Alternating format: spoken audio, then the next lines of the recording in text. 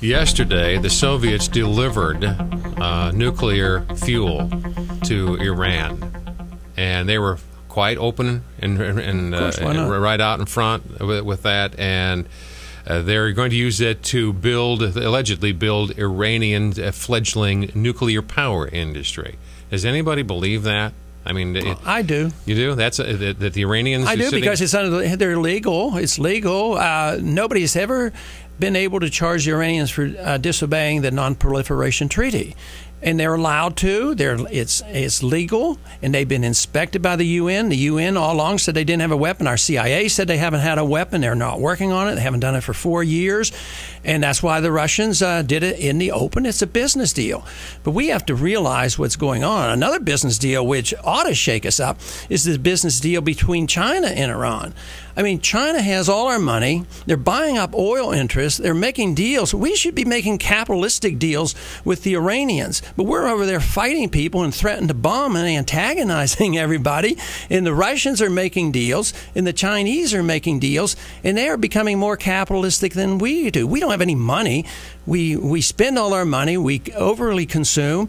And the Chinese save their money, and now they're buying up the world. They buy up the gold. They're backing their currency with gold these days. So that's what we have to wake up to, and not be so fearful that maybe the Iranians might get a weapon sometime in the future. You know, we're just overly reacting to that, because a lot of people want us to go to war against Iran. Would you vote or change our most favored nation trading status with China? I would want to have free and open trade with every single country of the world. I would not want to restrain trade, because since we've been trading with China, we didn't trade with them when I was in high school. We were fighting, and friends of mine and teachers were being over there killed.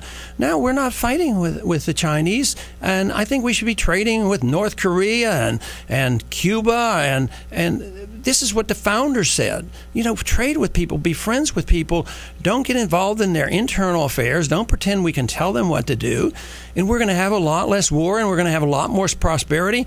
Besides, we can't afford this foreign entanglement anymore. The empire's coming to an end, not because I want it to come to an end. It's coming to an end because this country cannot afford it. All empires end when the country goes bankrupt. And even the most conservative-minded individuals who want us to be over there have to admit the fact that we can't afford it, and that we have to live within our means. And you can't cut health care here at home to fight wars overseas. It won't sell.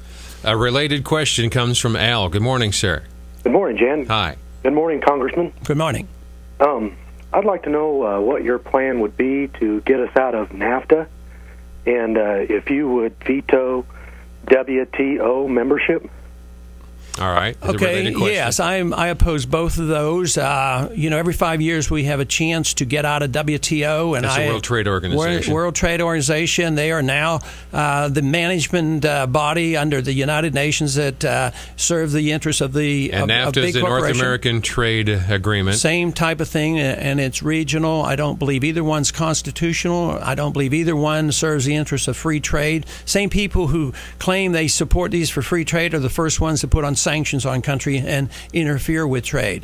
But twice I led the charge on trying to get us out of the WTO. The WTO wants to regulate all our nutritional products and vitamins because the drug companies like international regulations. It does not serve our interests. It undermines our national sovereignty. It serves the interests of big corporations. Free trade I'm for, but I'm not for this pseudo-free trade, which is managed trade under the WTO and NAFTA, because right now they're working toward a North American Union, and they're working toward this super highway coming from Mexico to Canada, and I oppose all that.